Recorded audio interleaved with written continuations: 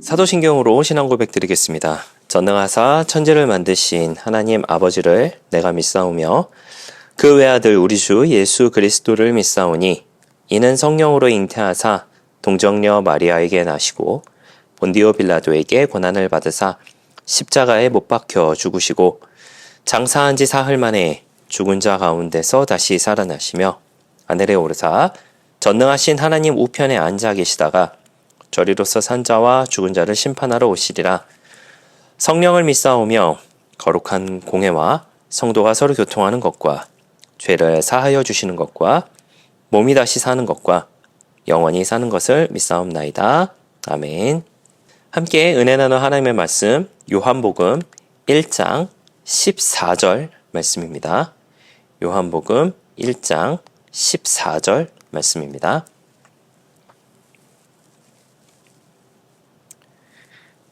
말씀을 읽어드리겠습니다.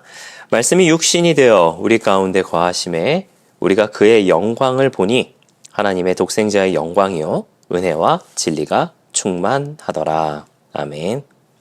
네, 할렐루야. 저는 본문의 말씀 가지고 함께 말씀의 은혜를 나누기를 원합니다.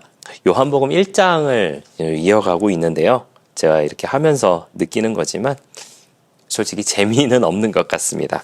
하지만 요한복음 1장은 중요한 내용들이 좀 많이 있으니까 그 내용들을 좀 한번 심도 있게 좀 살펴보고 싶다라는 그런 생각이 들어서 우리 성도님들과 함께 나누고 싶어서 요한복음 1장을 조금 심도 있게 다루고 있습니다. 오늘은 이제 요한복음 1장 14절에 있는 내용을 가지고 해보려고 하는데요. 오늘과 내일에 걸쳐서 이틀에 걸쳐서 이제 요한복음 1장 14절을 좀 다뤄보고자 합니다.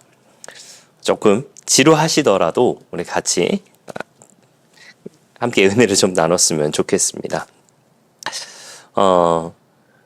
복음의 핵심이라고 하는 것은 여러분 과연 무엇일까요? 복음의 핵심이라고 보통 이야기하자면 사실 이제 복음이라고 하는 것을 좀 우리가 먼저 좀 생각을 해보고자 합니다. 보통 우리가 복음이라고 하면은 복된 소식이다라고 하는 거 여러분 잘 알고 계시죠? 그리고 당시에 복음이라고 하는 그런 개념이 어떤 승전에 대한 소식 혹은 이제 왕의 귀환이라고 하는 것으로 우리가 생각한다라고 말씀을 드린 적이 있습니다. 보통 우리가 복음이라고 하면은 예수님을 사실 우리가 좀 떠오르게 되죠. 그리고 제가 어렸을 때 생각하는 복음은 예수 믿고 복 받는 것이라고 이렇게 생각을 했었습니다. 사실 맞는 말입니다. 예수 믿으면 복 받는다라고 하는 것은 맞는 말입니다.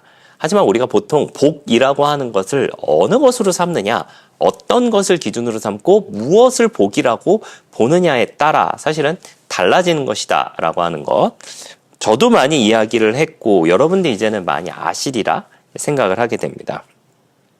예전에는 복이라고 하는 것을 이제 잘 먹고 잘 사는 것이라고 생각을 했지만은 지금에 와서의 복이라고 이야기한다라고 한다면 하나님의 자녀가 되고 이제 천국 백성이 되는 것이다 라고 하는 것을 생각해 볼 수 있다라고 하는 것이죠. 그래서 복음의 핵심이라고 이야기한다라고 한다면 어떤 잘 먹고 잘 사는 것에 대한 부유하게 되는 것에 대한 것에 초점이 아니라 혹은 단순한 도덕적 가르침이 아니라 하나님이 사람이 되셨고 그리고 그 하나님께서 예수님의 모습으로 우리 가운데 오셨고 그리고 그로 말미암아 우리가 구원을 얻었으며 이제는 하나님의 자녀가 되었다라고 하는 것이 바로 복음의 핵심이 아닐까라고 생각을 하게 됩니다. 오늘 읽으셨던 본문의 말씀에 아주 중요한 것이 등장을 하게 됩니다. 무엇이냐 바로 성육신이라고 하는 것이 등장을 하게 됩니다. 사실 이 내용은 요한복음 1장 1절에도 사실은 등장을 하게 되죠. 요한복음 1장 1절에 이렇게 말씀하십니다. 태초에 말씀이 계시니라 이 말씀이 하나님과 함께 계셨으니 이 말씀은 곧 하나님이시니라 라고 하면서 태초라고 하는 것이 등장을 하게 되고 그리고 오늘 그 말씀이 또한 육신이 되었다. 태초에 말씀이 있었는데 그 말씀이 육신이 되었다라고 하는 것으로 이야기를 풀어가고 있습니다. 여러분, 이 말씀이라고 하는 것에 대한 얘기가 여러 가지가 있기는 합니다만은 어쨌든 물질과 비물질이라고 하는 것을 우리가 좀 한번 생각해 보고자 합니다. 좀 어려운 이야기를 좀 하게 되는데요. 여러분, 저는 물질입니까? 물질이 아닙니까? 저는 물질입니다. 왜냐하면 만져지고 느껴지고 보여지기 때문에 물질이라고 이야기합니다. 그렇다면 여러분, 비물질은 무엇일까요? 비물질은 물질이 아닌 것을 가리켜서 비물질이라고 이야기할 수 있을 겁니다. 예전에 저는 이렇게 생각을 했었습니다. 우리가 지금 눈에 공기가 보이지는 않지만 이 공기는 분명히 있는 것이죠. 그렇다면 이것은 물질이냐 물질이 아니냐라고 따져봤을 때, 예전에 어렸을 때는 이것이 물질이 아니다라고 생각을 했지만 사실 이것도 물질입니다. 다만 우리의 눈에 보이지 않을 정도로 작기 때문에 눈에 보이지 않을 뿐, 이것은 분명히 물질이다라고 하는 것이죠. 이것을 가리켜서 이제 존재와 비존재라고 하는 개념으로 좀 생각해 볼 수 있을 것 같아요. 눈에 보이지 않는 것은 존재하지 않는 것일까요? 아닙니다. 우리 지금 눈에 보이지 않지만은 이 가운데에는 질소도 있고 산소도 있고 심지어 물도 있습니다. 물이 있기 때문에 습도라고 하는 것이 유지가 되고, 그 습도라고 하는 것을 통하여서 때로는 건조하기도 하고 때로는 습하기도 하고 하는 것으로 우리가 평가를 하게 되죠. 요즘에 제가 잠을 자면서 많이 힘듭니다. 왜 많이 힘드냐면 저는 좀 습도에 약하거든요. 습도에 약하기 때문에 온도가 조금 낮아도 습도가 높으면 저는 많이 힘들어합니다. 그래서 요즘에 잠을 잘 때 좀 힘든데, 또 반면에 또 너무 건조해도 사실은 안 좋죠. 왜 안 좋나요, 여러분? 우리 겨울철 생각을 해보세요. 건조하면은 기침도 많이 나고 목에도 많이 안 좋고, 그래서 기관지가 많이 안 좋아지는 것을 생각하게 됩니다. 또 반면에 이렇게 생각을 해보면 좋을 것 같습니다. 우리 주변에 사실은 힘이라고 하는 것이 있다라고 해요. 여러 가지의 이제 뭐 과학적인 거니까 사실 그건 좀 그렇다 치지만, 힘이라고 하는 것이 분명히 존재한다라고 이야기를 합니다. 그 힘이라고 하는 것이 분명히 존재하지만 그 존재하는 것을 증명하기란 매우 어렵습니다. 제가 여러 가지 어려운 말들을 사실은 많이 했는데요. 쉽게 말씀을 드리자면 이렇게 말씀드릴 수 있을 것 같습니다. 눈에 보이지 않는다고 해가지고 존재하지 않는 것이 아니다. 이것이 1번이고, 그리고 눈에 보인다고 하더라도 그것을 증명하는 것은 매우 어렵다. 왜 그러냐면 눈에 보이지 않을 정도로 작을 수도 있기 때문에. 또한 반면에 존재하지 않은 것처럼 느껴지지만 분명히 존재하는 것이 있다라고 하는 것이죠. 자, 제가 어려운 얘기를 많이 했는데 그냥 말씀을 좀 이어가겠습니다. 말씀이 있었습니다. 이 말씀은 하나님이십니다. 그 하나님이 이제 눈에 보이게 우리 가운데 오셨다라고 하는 거죠. 눈에 보이지 않기 때문에 없다라고 이야기를 하고, 혹은 느껴지지만 눈에 보이지 않기 때문에 없다라고 이야기를 하고, 증명할 수 없기 때문에 없다라고 사람들이 이야기하지만, 그 증명하지 못하는 것에 대해서 내가 증명해 줄게 라고 하면서 하나님이 오셨습니다. 그 하나님이 오신 것이 바로 성육신 예수님이시다라고 하는 것이죠.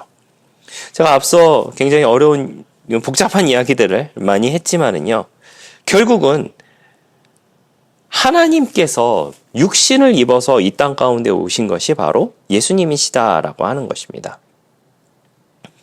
오늘 읽으셨던 이 본문의 말씀을 통하여서도 말씀이 육신이 되어 우리 가운데 오셨다라고 이야기하고 있는 것이죠. 말씀이 하나님이신데 그 하나님이 태초에 하나님과 예수님과 성령님이 함께 계셨으나 삼위일체의 두 번째 위격인 성자 하나님께서 완전한 인간성을 취하시고 이 땅 가운데 오신 사건이 바로 성육신 사건이다라고 하는 것이죠. 하나님이 사람이 되셨다라고 하는 것은 어떤 학문이나 철학이 아니라 이것은 바로 계시다라고 하는 것이죠. 예수님은 100% 하나님이십니다. 또한 100% 인간이시다라고 하는 것을 참 하나님이시며 참 사람이시다라고 하는 것을 보여주고 계신다라고 하는 것이죠. 그렇다면 성육신의 목적이 과연 무엇인가라고 하는 것입니다. 성육신의 목적은 인간을 대신하여서 율법을 완성하시고 우리의 죄를 대신하여 죽으시기 위하여서 이 땅 가운데 성육신하셨다라고 하는 겁니다. 그리고 중보자로서 하나님과 인간 사이를 연결하기 위하여 이 땅 가운데 오셨다라고 하는 것입니다. 그렇다면 왜 육신이 되어야 했는가라고 하는 것인데, 인간의 죄는 인간이 해결해야 하는 것이고, 그러나 죄 없는 인간이 해결해야 하는데 죄 없는 인간이란 존재하지 않는다라고 하는 것이죠. 오직 신성과 인성을 가지신 예수님만이 대속자가 될 수 있기 때문에 성육신을 가지고 이 땅 가운데 오셨다라고 하는 것입니다. 그리고 우리 가운데 거하시기 위하여서 이 땅 가운데 오셨다라고 하는 겁니다. 이 본문의 말씀의 헬라어 원어에 보면은 이제 장막을 치다, 거주하다라고 하는 그런 의미를 좀 가지고 있게 되는데, 구약에서는 여러분 하나님이 어디 계셨나요? 바로 성막에 계셨었습니다. 성막에 계심으로 인하여서 이스라엘 백성 가운데 임하였죠. 성막을 주변으로 이스라엘 백성들이 그 주변에 살고 있었던 것처럼 성막을 통하여서 하나님께서는 내가 너와 함께하고 있다라고 하는 걸 보여주셨습니다. 그리고 예수님은요, 하나님의 임재가 우리 가운데 실제로 나타난 성막이다라고 이렇게 평가를 하고 있습니다.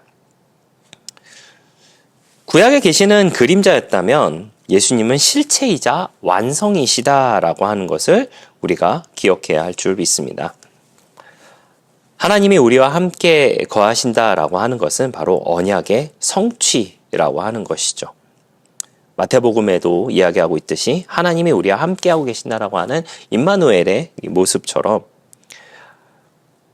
하나님께서 우리와 함께 하시기 위하여서 육신의 몸을 가지고 살아 움직이는 인격이 되셨다라고 하는 것을 보여주고 있습니다. 하나님의 그 말씀이 어떤 두루마리 속 안에만 혹은 책 속에만 존재하는 것이 아니라 보이지 않는 하나님이 나타나심으로 인하여서 하나님의 존재를 증명하고 있는 것이 바로 예수님의 성육신의 사건이다라고 하는 것을 우리가 기억해야 될 줄 믿습니다. 사랑하시는 성도 여러분, 말씀이 육신이 되어 우리 가운데 거하시게 되었습니다. 이 사건은 당연히 사람을 위한 것이다라고 하는 것을 우리가 기억해야 되는데, 이것은 인간에게 드러난 하나님을 보여주고 있다라고 하는 것이죠. 인간을 위한 하나님이심과 동시에 또한 인간에게 드러난 하나님을 우리 가운데 보여주고 있는 놀라운 사건이다라고 하는 것을 여러분 기억해 주시기를 예수님의 이름으로 부탁을 드리겠습니다. 내일 이제 후반절을 가지고 또 함께 말씀의 은혜를 좀 나눠보고자 합니다. 네, 기도하겠습니다. 좋으신 아버지 하나님 감사합니다. 저희를 주님의 자녀 삼아주시고 함께 예배드리게 하시니 감사를 드립니다. 말씀이 육신이 되어 우리 가운데 함께하고 계십니다. 이것은 우리를 위한 놀라운 하나님의 은혜요 사랑이었다라고 하는 것을 기억하게 하여 주시고, 예수님은 참 하나님이시며 참 사람이시다라고 하는 것을 기억하는 우리가 되게 하여 주시옵소서. 또한 우리의 죄를 대신하여 죽으시기 위하여 성육신 하셨다라고 하는 것을 기억하는 우리가 되게 하여 주시고, 우리도 그 예수님을 온전하게 믿으며 나아가는 우리 모두가 되게 하여 주시옵소서. 감사드리며 예수님의 이름으로 기도했습니다. 아멘. 주기도문으로 마치겠습니다. 하늘에 계신 우리 아버지여, 이름이 거룩히 여김을 받으시오며 나라가 임하시오며 뜻이 하늘에서 이루어진 것 같이 땅에서도 이루어지이다. 오늘 우리에게 일용할 양식을 주시옵고, 우리가 우리에게 죄 지은 자를 사하여 준 것 같이 우리 죄를 사하여 주시옵고, 우리를 시험에 들게 하지 마시옵고 다만 악에서 구하시옵소서. 나라와 권세와 영광이 아버지께 영원히 있사옵나이다. 아멘.